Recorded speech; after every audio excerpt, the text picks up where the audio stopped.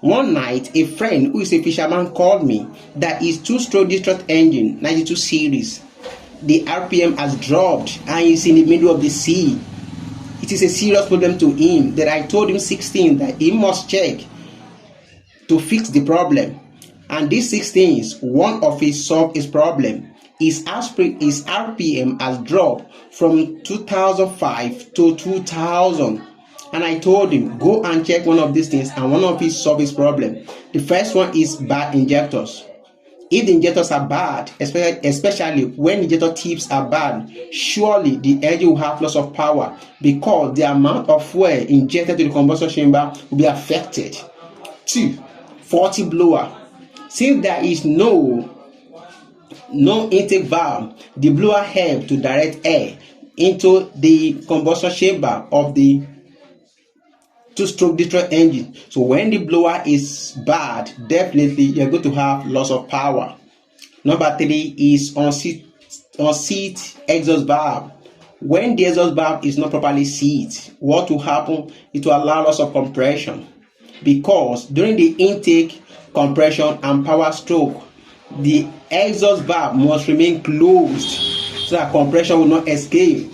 The only time this valve must remain open is during the exhaust, so that the byproduct of the combustion can go outside the engine. Definitely, if the compression leaks from the exhaust during the intake, compression or power stroke, definitely you are going to have loss of power. So the valve must very seated. And number 4 is loss of compression. The compression must remain within the combustion chamber. It must not escape from anywhere. What do I mean? That means the cylinder head must properly be okay, and also it must not also leak downward to the crankcase. That means if you have one piston rings, then it may be another reason why you may have loss of compression. And when you have loss of compression, you have loss of power, and loss of power simply means loss of RPM. Number 5 is clutch airbox. In two-stroke Detroit engine, you have what we call airbox. This airbox, check. If it is clutch, what happens? It prevents necessary air to pass through the sleeve holes, the hole of the sleeve. It prevents the air to pass through it. And when this place is clutch, what happens? When the fuel passing is not sufficient to combust the air, that resulted into loss of power, which resulted into loss of RPM. The last one I'm going to mention is bad governor. The governor is there when you accelerate. The governor will simply tell the injector or control the injector to produce more fuel.